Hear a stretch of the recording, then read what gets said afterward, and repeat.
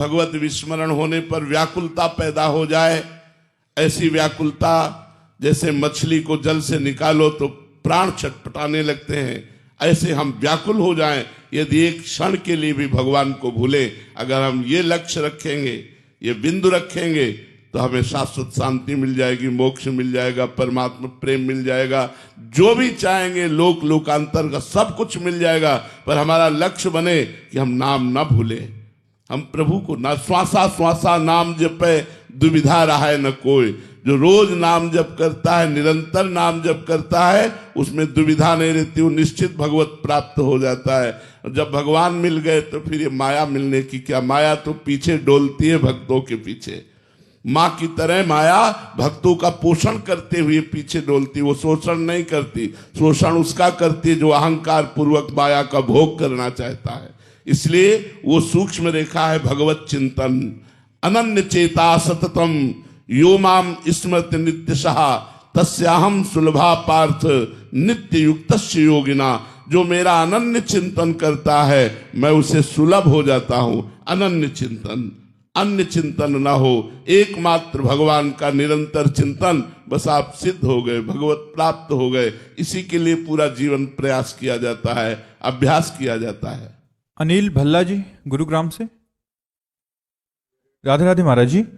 महाराज जी, यदि हम स्थूल शरीर से अच्छा या बुरा कर्म करते हैं तो वो हमारे संचित कर्म या प्रारब्ध बन जाता है, लेकिन क्या ये नियम हमारे सूक्ष्म एवं कारण शरीर पर भी लागू होता है? हाँ, कर्म का प्रेरणात्मक स्वरूप तो कारण है, निर्णयात्मक स्वरूप अंतःकरण सूक्ष्म शरीर है, और क्रियात्मक स्वरूप स्थूल शरीर है।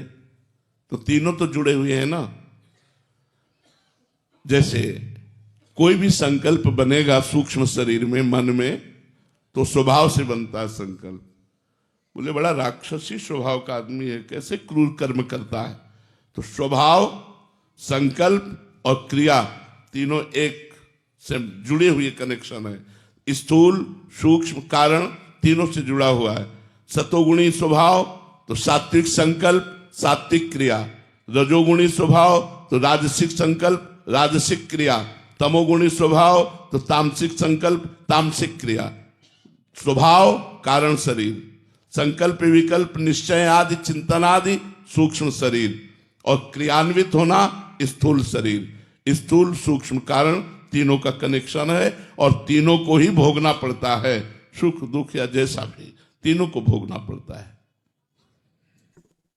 कल्पना जी कानपुर से। राधे राधे महाराज जी। महाराज जी, मेरा प्रश्न है कि मैंने गुरु दीक्षा नहीं लिया, लेकिन मैं राधा नाम का जाप करती हूं, तो क्या मुझे इसका फल मिलेगा? सुना है बिना गुरु से सारी पूजा। तो क्या राधा नाम किसी से सुना आपने? राधा नाम सुना ना किसी से, तो क्या वो गुरु नहीं है जिसने राधा नाम सुनाया आपको? मानने का ही तो खेल है केवल। मानो ना तो कंठी बंधवाने से गुरु थोड़ी होता है।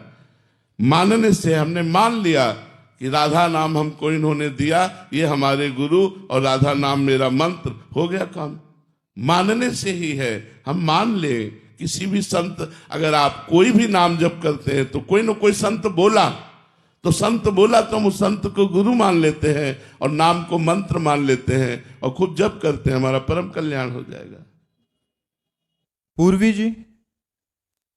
राधे राधे महाराज जी। महाराज जी, यदि कोई इंसान पाठ पूजा बहुत करता है परंतु दूसरों का दिल दुखाता है, और दूसरा इंसान पाठ पूजा नहीं करता, दोनों अलग अलग हैं।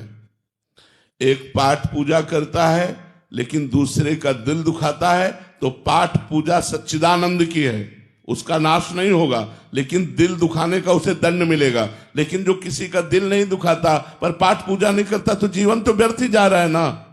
जीवन सच्चिदानंद से थोड़ी जुड़ गया, व्यर्थ समय नष्ट कर रहा है। हमारा जीवन भगवान का स्मरण, भगवत लीला कथा श्रवण, परोपकार और सत तीर्थयाटन, इनके द्वारा हम अपने शरीर को पवित्र करें, मन को पवित्र करें, परमात्मा चिंतन करें, इसके लिए मिला है। आप भजन नहीं करते लेकिन किसी का दिल नहीं दुखाते, तो जीवन तो व्यर्थ ही जा रहा है ना।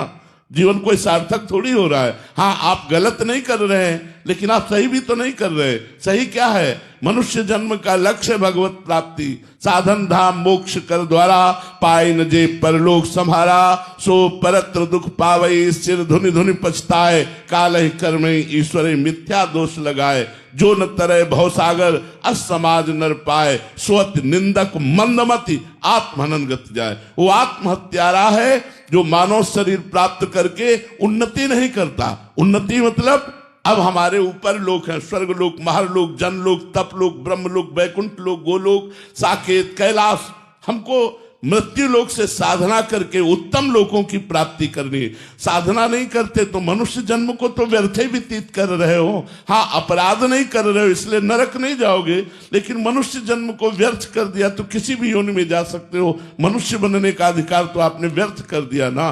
मनुष्य जन्म का अधिकार है साधना करके, तपस्या करके, कष्ट से कर उस परमात्मा को प्राप्त करना, उत्तम गति को प्राप्त करना। राधे राधे महाराज जी।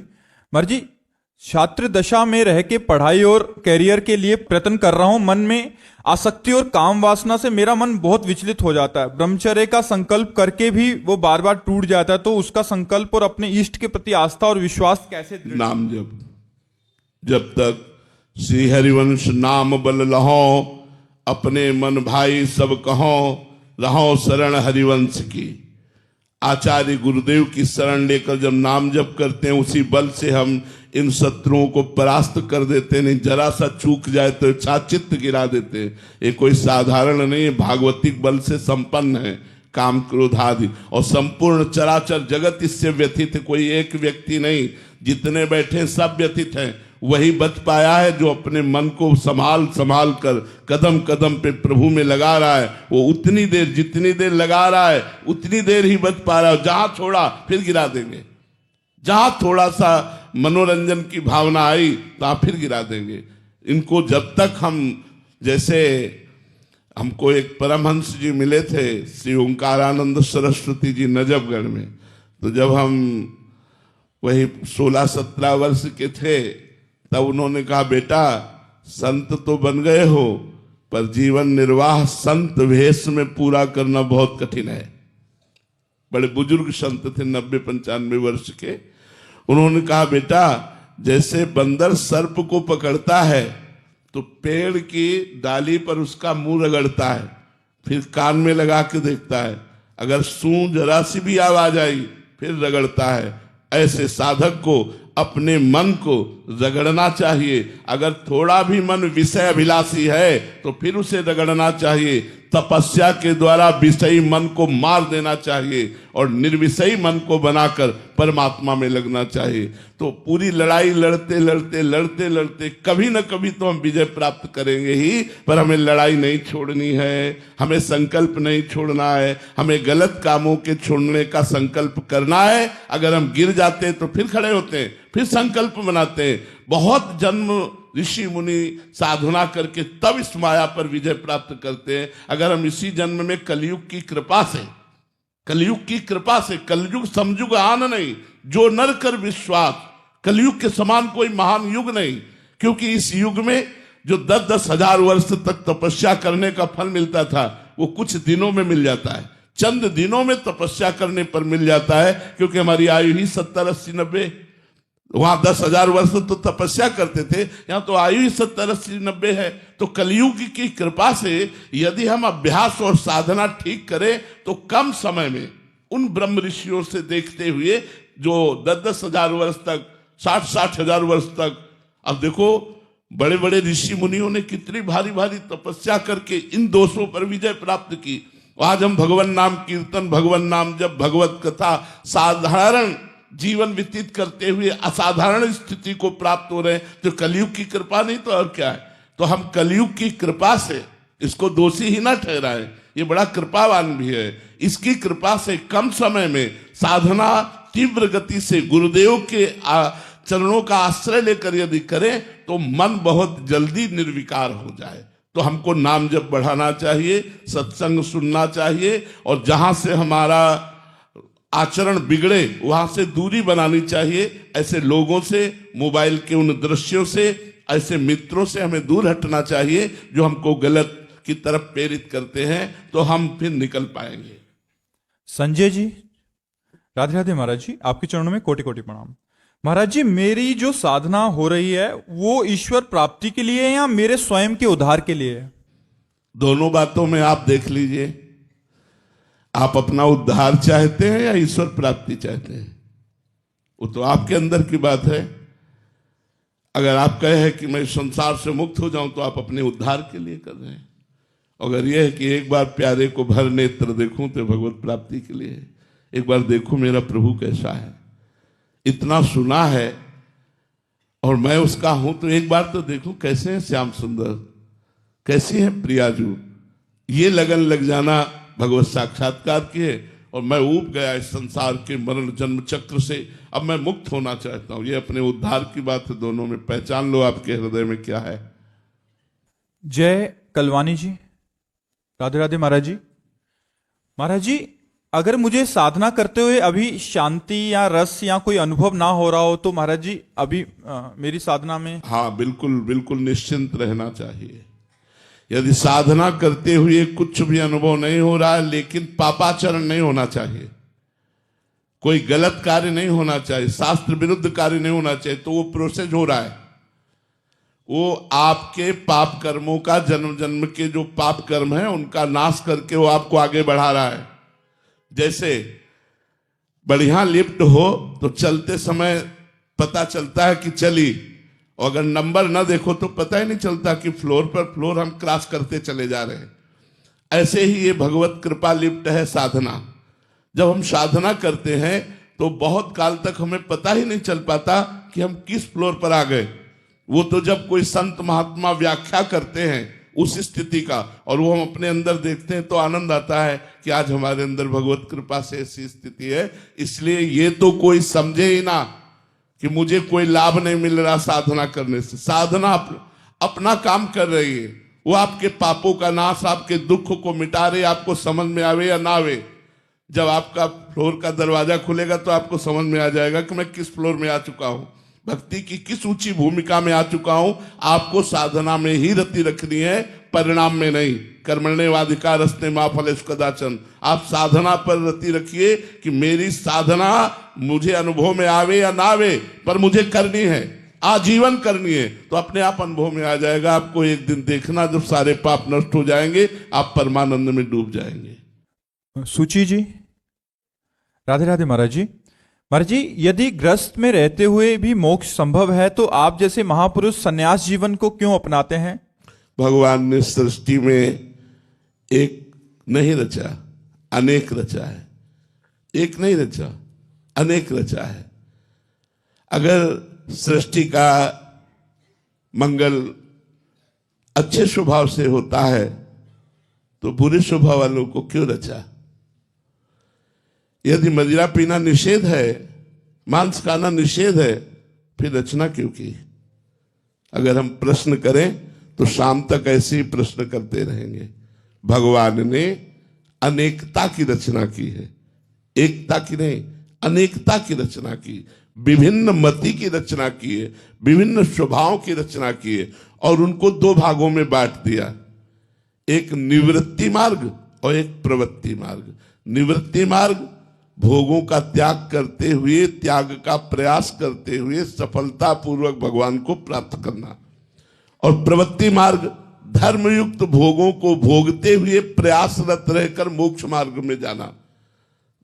तो अब जिनकी भाग्य में रचना रची है गृहस्थ में जाते हुए भगवत प्राप्ति करना, उनको गृहस्थ में मिलेगा। हम लोगों के भाग्य में रचना की गई है निवृत्त मार्ग से भगवत प्राप्ति करना, और दूसरा रहस्य, गृहस्थ मार्ग में रहते हुए आप केवल अपना उद्धार कर सकते हैं, और विरक्त मार्ग का अगर एक साधक भगवत प्राप्त हो गया तो प्रांत के प्रांत का कल्याण कर देगा।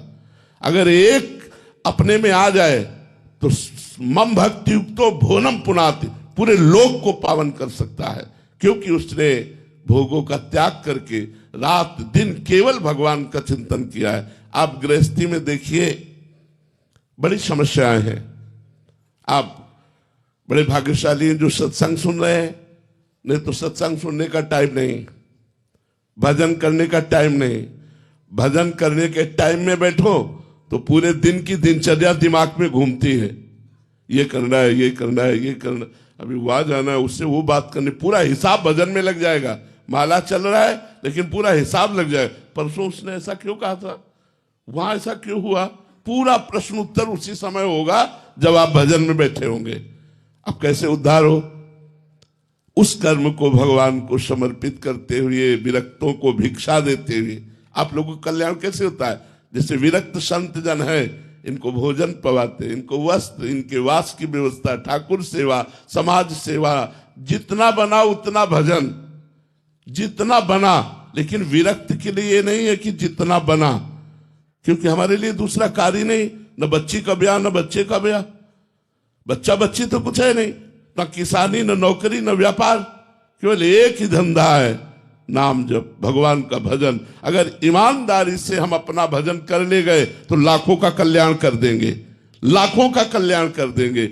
इसलिए भगवान ने विरक्त मार्ग की रचना की कि इस मार्ग में सम्यक रूप से अपनी चित्तवृत्ति को केवल परमात्मा में लगाकर स्वयं तरति सतरति सतरति सा लोकांतार्यति, वो लोक के लोक को तार सकता है। ऐसा गृहस्थ में कठिन है।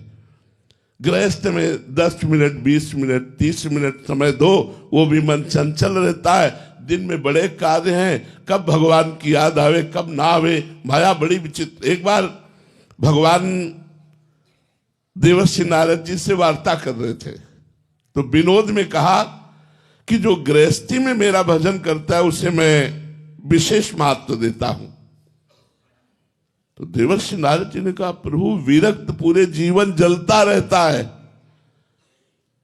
कोई मनोरंजन नहीं, कोई मन से संसार के भोगों का त्याग करके भगवान में लगाना, कोई मन को भोगों में नहीं, बड़ा कष्टमय जीवन है ये, बड़ा कष्टमय जीवन तपस्वी का। ईमानदारी से अगर चला जाए, बेईमानी से चला जाए तो वो बात अलग है कि अपना मनमानी करो, लेकिन अगर ईमानदारी से चला जाए तो बड़ा कष्टमय जीवन है। केवल भगवदानंद, संसार के आनंद का त्याग करते हुए चलना होता है। तो देवर्षि नारद जी ने कहा, गृहस्थ भक्त को आप प्राथमिकता क्यों देते हैं? तो उनका, देवर्षि नारद जी से एक काम करोगे? भगवान ने एकदम बात घुमा दी। एक कटोरे में घी भर करके दिया और कहा, मेरे आसन की परिक्रमा लगाओ, एक सुदर्शन चक्र हमारा पीछे चलेगा, एक बूंद भी नहीं गिरना चाहिए, भगवद आज्ञा। बोले कितनी बार नारायण नारायण कहा? बोले नारायण नारायण, पूरी चित्त वृत्ति इस कटोरे में लगी थी कि एक बूंद घी गिरा तो सुदर्शन चक्र पीछे है। बोले एक कटोरे के घी ने तुम्हारी भगवत स्मृति अपहरण कर ली और उनके लड़का बच्चा रिश्तेदार नातेदार न जाने कितने कार्य, और वो सब कार्य करते हुए यदि मेरा भजन करता है तो वो मेरा सर्वश्रेष्ठ भक्त है। तो बात समझते हो? गृहस्थी और विरक्ति ये दो मार्ग भगवान ने बनाए हैं, और दोनों मार्ग अगर अपनी अपनी ईमानदारी से धर्म से चला जाए तो दोनों मार्गों को भगवत प्राप्ति होती है। पर विरक्त मार्ग गुरु मार्ग है, गृहस्थ का गुरु मार्ग है। उसके सदगृहस्थ लोग स्वीकार भी करते हैं, कोई भी विरक्त हो उसे पूज्य भाव से देखते हैं। विरक्त मार्ग गृहस्थ मार्ग का गुरु मार्ग है, और विरक्तों का भरण पोषण गृहस्थों से ही होता है। वस्त्र है, भोजन है, वास है, जो भी व्यवस्था है, तो इस भाव से गृहस्थों का कल्याण हो जाता है। जो हम लोग भजन करते हैं उसका हिस्सा मिलता है। वो गृहस्थी में रहकर थोड़ा भी भजन करते हैं, धर्म से चलते हैं, पापाचरण नहीं करते, और गरीबों की सेवा, जैसे बीमारों की सेवा, गौओं की सेवा, संतों की सेवा, ये सब गृहस्थों से ही चलती है। तो उन गृहस्थों का कल्याण ऐसे होता है, और संत अपने तपोबल और भजन बल से बहुत लोगों का कल्याण करते हैं। इसलिए भगवान ने दो मार्गों की स्थापना की। तो भगवान ने जिसको जिस मार्ग के लायक चुना उस मार्ग में चला रहे हैं। हम लोगों को चुना, भगवान ने चुना और संसार से खींचकर इस मार्ग में चलाया। कोठों में, दिल्ली के जो रेड लाइट एरिया है उसी में ही कोठों के अंदर जाके उन औरतों को बाहर निकालना और उनके बच्चों को एक नया जीवन देना। और इस काम में बहुत चुनौतियां हैं, लेकिन एक विश्वास भी है कि काम दिया गया है, सौंपा गया है। पर जब जब श्रद्धा कम होती है और जब जब चुनौती बड़ी लगती है, तब तब क्या करें, और जब खुद पे शक होता है तब क्या करें? हमारे जी दिल्ली में जो वैश्यशालाएं होती हैं, रेड लाइट एरिया होते हैं जहाँ वैश्याएं, वहाँ जाके उनके ग्रुप में जाके वहाँ से जो बच्चियां फंसी होती हैं उनको बाहर निकालते हैं, उनको एक नया जीवन देते हैं। बट ये बड़ा चुनौतीपूर्ण कार्य होता है, तो कभी कभी आत्मविश्वास डगमगा जाता है। तो उस समय महाराज जी अपने आप में एक उत्साह। आत्मविश्वास नहीं डगमगाना चाहिए। ये बहुत प्रशंसनीय कार्य है। जिनका जीवन गंदगी में ढकेल दिया गया है, उनको गंदे आचरणों से मुक्त करना, उनको एक नया जीवन देना, ये आपको बहुत प्रशंसनीय कार्य है। लेकिन आत्मविश्वास टूटना नहीं चाहिए, आत्मविश्वास बढ़ना चाहिए। एक जीव को अगर हम डूबने से बचा लिया तो बहुत बड़ा कार्य कर लिया। देखो, स्वयं के लिए भजन करना, अपना कल्याण करना एक अलग बात होती है, लेकिन दूसरे के लिए कल्याण की बात सोचना ये खास बात होती है। परहित सरिस धर्म नहीं भाई। कई परिस्थितियों में बच्चियां ऐसे फंस जाती है, कई परिस्थितियां होती, कोई स्वाभाविक रुचि रख करके फंसता है और कोई कई परिस्थितियों में फंस जाती है। तो जो परिस्थितियों में फंसी हुई है, अगर उनका आपको सहयोग मिल गया तो उनकी नई जिंदगी एक अच्छी जिंदगी बन जाएगी। बहुत सुंदर है, प्रशंसनीय कार्य आप कीजिए और राधा नाम जप कीजिए, जिससे आपका आत्मबल कभी टूटे ना, आत्मबल बना रहे। आप लड़ती रहिए, आपकी रक्षा में भगवान है। जो दूसरों का परोपकार करता है सबसे बड़ा कार्य है। हम बहुत हृदय से प्रसन्न हुए इस बात को सुनकर, क्योंकि गंदे आचरणों में लिप्त, ऐसे आचरणों में लिप्तों को बचा करके भगवान की कृपा से संसार के अच्छे मार्ग में देना, ये बहुत बड़ा कार्य, बहुत बड़ा कार्य। तो थोड़ा मुश्किल होता है, लेकिन सहयोग बहुत है वहां पे औरतों का। हाँ, नहीं मुश्किल है, नामुमकिन नहीं। आप बिल्कुल कीजिए और भगवान आपके साथ है, भगवान आपके साथ है, क्योंकि आप अच्छा काम कर रहे हो। जरूर कीजिए, क्योंकि पता नहीं कैसी कैसी परिस्थितियों से कौन गुजर रहा है, वहां शोषण हो रहा है उनका, और आप उनको बचा रहे हैं। बहुत बड़ा कार्य, आप जरूर कीजिए। हमारा हृदय प्रसन्न हुआ है सुनकर। आप अच्छा कार्य कर रहे हैं, बहुत अच्छा कार्य कर रहे हैं। भगवान ने अपने होने का एहसास तो बहुत बार कराया और कराते रहते हैं, लेकिन आत्मा से अभिन्न चिंतन होने के कारण जो माधुर्य भाव है उसमें न्यूनता। हाँ, न्यूनता ही रहेगी, न्यूनता ही रहेगी, क्योंकि दो भावों का एक हृदय में पोषण नहीं हो सकता। सोहम और दासोहम। जैसे हमें बहुत लड़ाई लड़नी पड़ी, गुरु कृपा से परिवर्तन हुआ, नहीं तो सन्यास मार्ग के पथिक थे। काशी से जीवन, जो दंडी सन्यासी होते हैं वो जीवन, तो 20-22 वर्ष अनुसंधान वो चलता रहा। अब जब महादेव जी की कृपा हुई और इधर का आकर्षण हुआ, अब बड़ी समस्या कि जब वो एक है, अद्वितीय है, और वो मैं हूं, तो किससे अनुराग? मेरा ही तो आत्मस्वरूप सब है। ये जो भी कुछ प्रतीत हो रहा है वो मेरे सिवा और कुछ है ही नहीं। बड़ी समस्या पड़ी, बड़ी समस्या पड़ी। और फिर महादेव जी से कहा, इस ज्ञान का अपहरण करो। महादेव जी से कहा, रो के प्रार्थना की कि मेरे आत्मस्वरूप प्रभु इस ज्ञान का अपहरण करो। जब उस ज्ञान धीरे धीरे धीरे धीरे धीरे धीरे फिर वो बात जो, नाथ मैं अधम जीव हूं, प्रभु आप मेरे स्वामी हैं, धीरे धीरे धीरे धीरे भाव का वो एक मतलब पूर्व जीवनगत हो गया। और ये नवीन जीवन, इसमें महत्पुरुषों की कृपा प्रधान रही। नहीं, कभी हम नहीं आ सकते थे। जहां हम एकांत होते, बस वही योग वासिष्ठ और वेदांत की बातें तो सब काट देती सब काट देती, कुछ नहीं रहने देती। बड़ी समस्या थी। गुरुजी से हमने कहा कि 1 वर्ष हो जाने के बाद उन्होंने कहा, तो हम कहा महाराज जी आपसे हम सत्य कहते हैं, पाठ करते हैं आप जो कहते हो, जो सेवा करते हो वो करते हैं, लेकिन हमारा विश्राम उड़िया बाबा की वाणी, वेदांत, योग वासिष्ठ इनमें होता है।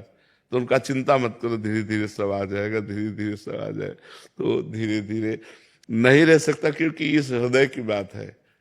हां, जब आप इस प्रश्न करोगे स्फुरित हो जाएगा, कोई विस्मरण नहीं है, पर अब अंदर ये बैठ गया है कि मैं तत्व का विस्मरण ही भक्ति का लक्ष्य है। मैं का विस्मरण ही भक्ति का लक्ष्य है। केवल तू ही तू है। ब्रह्म नहीं, माया नहीं, नहीं जीव नहीं काल, अपनी ही सुधि ना रही, एक रहे नंदलाल। इसी मैं तत्व का स्वयं बोध कराने के लिए गोपीजनों के पास उद्धव जी आए थे, और वो मैं तत्व का विस्मरण किए हुए बैठी हुई थी। तो जो मैं तत्व का विस्मरण किए हुए कृष्णाकार थी, प्राण भय कान में, कान भय प्राण में, ही में न जान पड़े कान है कि प्राण है। जहां ये स्थिति कि उधो मन न भय 10वीं से खुतो सु गयो श्याम पे, अब को आराध है इस। और उधो मन माने की बात, दाग सुहारा छाणी अमृत फल, विष कीरा विष खात, उधो मन माने की बात। अब वो जो श्याम सुंदर के प्रति परम प्रीति है, उसमें इसीलिए जो रस की बात जब कही गई, आप मतलब अन्यथा न लीजिए, जब रस की बात कही गई तो कहा गया यन नारदादेश सुकैरगम्यम वृंदावने वंजुल मंजु कुंजे तत्कृष्ण चेतो हरणैक विज्ञ मत्रास्त किंचित परमम रहस्यम।